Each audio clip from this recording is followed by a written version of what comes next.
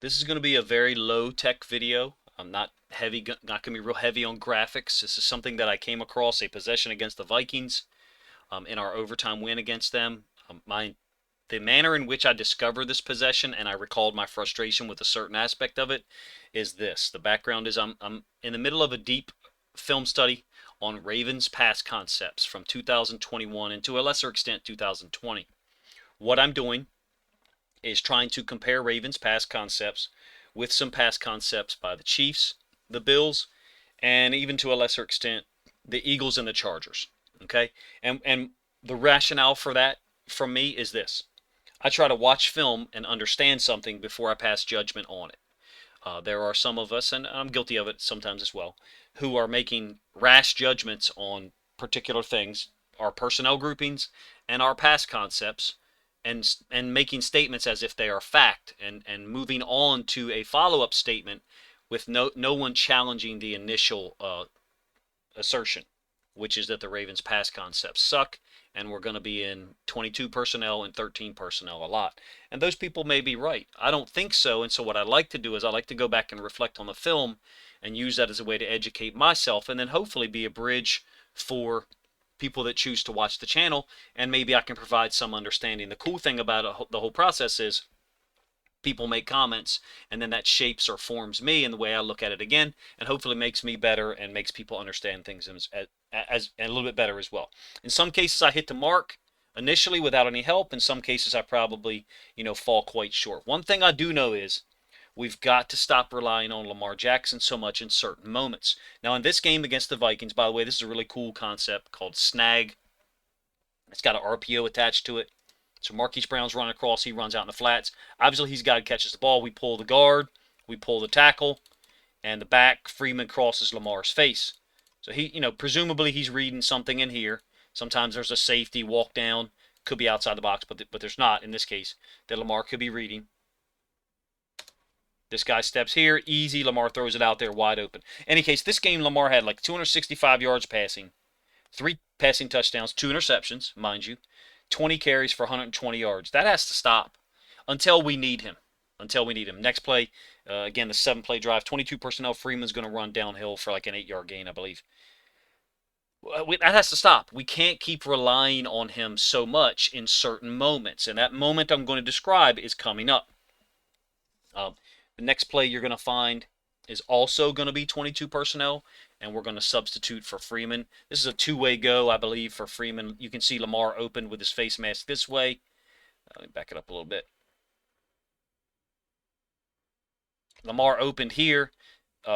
Ricard's going this way. Our tendency is normally to follow behind Ricard. So, Freeman could wind this back behind Ricard, or he's got the second way go, which is to bring it here and then bounce it outside. Nice little game. But in any case, look, the overall point here is going to be sometimes we lack situational awareness. Sometimes we put our best asset at risk when we do not need to. This is 22 personnel again.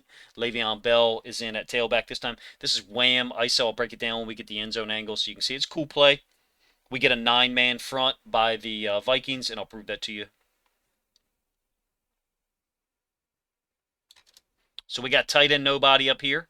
That's Mark Andrews, and then, there's no one outside of him. So some people call it nub tight end nobody, whatever. But you got 4 D linemen, an inside backer, the Mike, and an inside backer. So that's your 4-3. You got a strong safety rolled up to the one receiver side. You got the corner rolled up to the tight end nobody side. So by my count, I would call that a 9-man front. 9 guys in the box, or at least, you got an overhang player here and an overhang player here. So it's a 4-3 with 2 overhang players. Most people would consider that 9 in the box. When we get the end zone angle, I'll break it down to you. Again, 7-play drive. I think the Ravens take a 31-24 lead on this.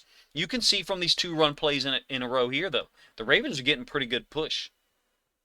I mean, they're getting after these guys. That strong safety rolled up number 43 is going to try to get involved in the play. Marquise Brown tries to cut him off. Can't really get there because he's out leveraged. The guy's inside of him. Marquise probably commits a hold. But in any case, here's the wham concept.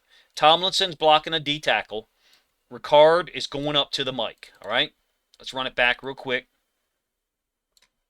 Tomlinson is blocking this D tackle here. Ricard stepping inside, blocking this mic here, which is Kendricks. Good football player. Now the cool thing about it is if we're leaving this D end or this D tackle on block, Bozeman's going to combo this D tackle up to the backside guy. You know, we run a lot of quote gap schemes supposedly. So a gap scheme, if the center's blocking back, the play's probably going over here, right? If it's a zone scheme, you know, generally he's stepping to the play and the play's probably going here. That's a oversimplification, to be honest with you, but that's just a real quick visit of it. But let's watch it. Watch how it plays out. Tomlinson, essentially a trap block on the D tackle. Ricard, ISO blocking the Mike. Marquise Brown trying to cut this guy off. He gets involved. Le'Veon Bell running downhill. You can see what's happening as far as a game situation. We're wearing their defense down. This is what happened in the Chargers game 3 weeks prior to this. Another downhill run out of 22 personnel. Don't get triggered by 22 personnel. It's good to have these options. It's good to have the ability to go 11 personnel, 22 personnel, 21, 12. It's good to have these options. My problem with this possession, as you'll see in a moment, 22 personnel is murdering them. Third run in a row, downhill, taking it to them. You have to have awareness of this as a coach. You have to be seeing this happen. And look, there's times where myself as a coach, a person nearby who had the freedom to watch the game, you know, from a different viewpoint than me would say, hey, they're doing this on every third down play, coach. And, you know, he said it a couple of times, and by the third time I was like, okay, we're going to change up our coverage. So there has to be times where you recognize this person who I trust sitting next to me or on the headset is telling me a certain thing, and I need to listen to them. Power concept with Ricard. Watch what Ricard does to this inside backer. I think it's Barr. I think it's this guy here, Barr. Now, Ricard's also getting pushed in the back by a teammate. But in any case, we're bludgeoning them. We're bludgeoning them. That was the 5th play, I believe. End zone angle, another 9-man front. It's 22 personnel, makes sense. We hardly ever throw the ball to Patrick Ricard, and we throw the ball to Tomlinson even less. So you got 2 guys on the field that we're hardly ever going to throw the ball to, but we're bullying these guys. We're bullying them. Marquise Brown doing a nice job here, at least with the initial contact.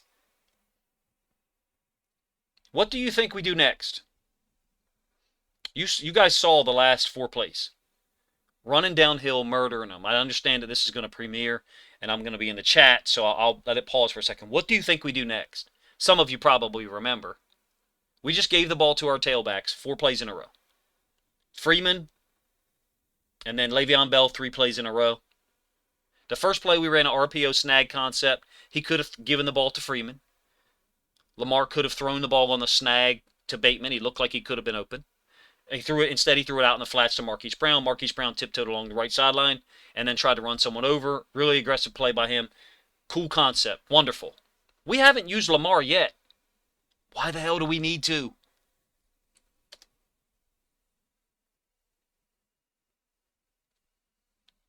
Maybe Ricard got hurt. Maybe Ricard had a stinger. Maybe he needed to come off the field because, you know, a ref saw him go helmet to Barr's chin and thought, I don't know, but I'm making that shit up. We all know that's not what happened. We decide to go empty and run QB draw. Now, this did not happen 10 times last year. There's people who I've seen comment on videos that would say this happened all the time. It did not, but it happened here. So the people that are mad at Greg Roman, I mean, they're justified in some of these situations. They certainly are. I'm not minimizing, you know, their frustration at all.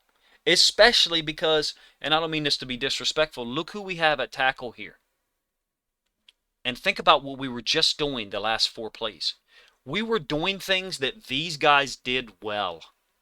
We were doing things that these guys could accomplish. Now this thing hits big, and I have a friend of mine who's a really good coach.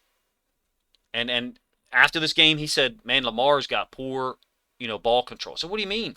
He's like, dude, he's going to fumble down there at the 1. Now keep in mind, the game against the Colts was 4 or 5 weeks prior to this, right? Where he fumbled on the 1. He had last year, I believe, down on the inside the 3. He had 1 fumble against the Steelers, right? 2020, late in the season, I believe. And he says, dude, what's Lamar doing? And my text back to him was, what the hell are we doing calling this play? We're running the ball down these guys' throats. Now, this is not the point. The reason this is not the time to say, well, we should be throwing the ball. Well, we should be in 11 personnel. We shouldn't have Ricard on the field. That's not the point of this. If that's what you want to talk about right now, then you've got some hang up. And you can't see the forest for the trees, or you can't see the trees for the forest. Whichever one of those sayings applies. Next play, we get right back in 23 personnel. We run power, and we busted into the end zone easily. Why couldn't we have done that on the previous play? We're murdering these guys. I guess we actually have an extra O lineman on the field. Looks like Cologne is on the field. Am I saying this is a style of football we need to play all the time? No. Like, get your brain out of like Twitter arguments and social media arguments. The film is showing us examples where we do not have situational awareness, and we put our quarterback in a situation where we require him to make a play. I'm talking about this empty play. I'm gonna go back and I'm in this video here. We did not need to do this to him. We did not. Can he do it? Yes. Could he have scored a touchdown? Yes, he almost did. Would it have been a highlight? Awesome. Would it have been a great moment? Yeah, we would have taken a 31-24 lead. We'd have had a ton of momentum. Crowd would have been crazy. It's at home. When Lamar scores a touchdown, it's probably a different level excitement than when Le'Veon Bell does on the next play. I get it.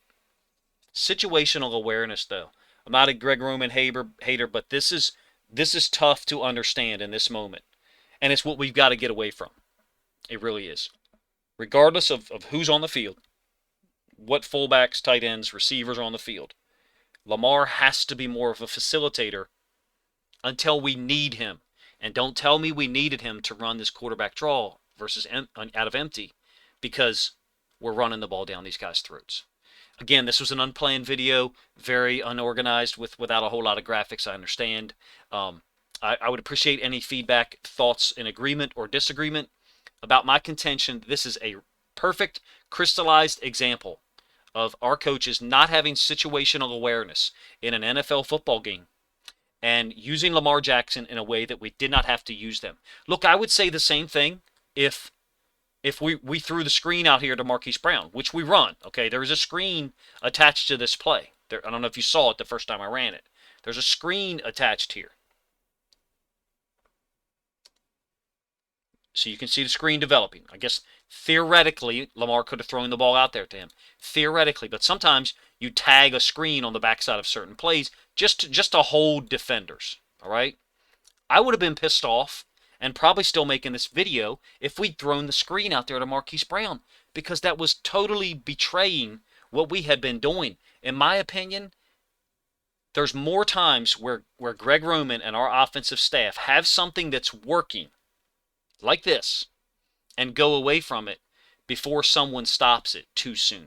Let me know what you guys think of the video and what you think of my thoughts. I appreciate it if you guys subscribe to the channel if you haven't done so already. Keep a lookout in the next couple of days, hopefully Monday night, maybe Sunday night, for that video of me comparing Ravens pass concepts to other pass concepts of high-level AFC offenses.